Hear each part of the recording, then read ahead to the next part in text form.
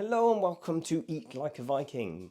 My name is Craig, the Saxonist forager of them all, and today I've been out foraging for wild garlic. And what I thought I'd do is show you how we get away with using it all year round. It's a method of natural fermentation. And once you've done that, I've got jars. In fact, I've got a jar here. Should have thought of this. So this is from last year. Whew! I mean, smell that. Yeah, lovely. So I'm going to show you how you can do this yourself and a year later still be eating it. It's also really good for you because it's lacto fermented, so it's meant to be really good for your gut bacteria. I don't know, not a scientist, I'm just a Saxon.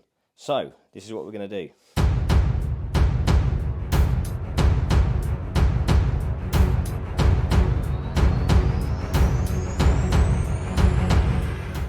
So as with all foraging, do make sure you know what you're picking.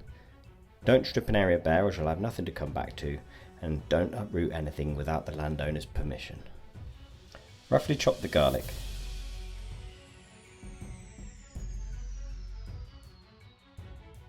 You can skip this step and use it whole, but I find it easier to use the finished product if it's pre-cut.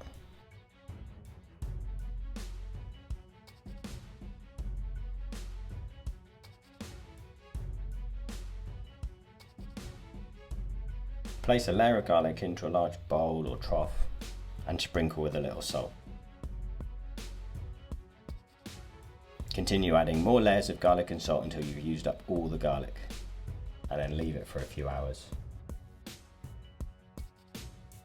Massage and squash the garlic, or as I'm doing here, pound it with a rolling pin, and just try and work that salt into the leaves. And then you can set it aside again for a few more hours, or ideally overnight.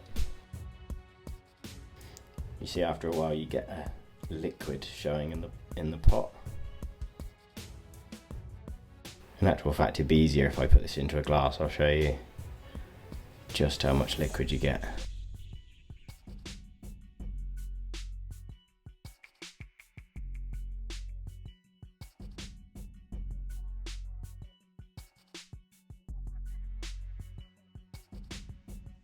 So look, if I squash that, see how much has come out of the leaves there?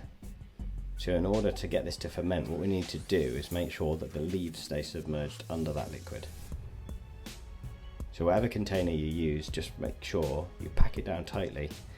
What I normally do is take a large kilner jar, pack the garlic in, push it down, and then put a heavy weight on top, so something like a wine bowl. But the leaves do need to be submerged. If you don't have enough liquid, you can top the container up with spring water. Don't use tap water, as the chemicals will hinder the fermentation.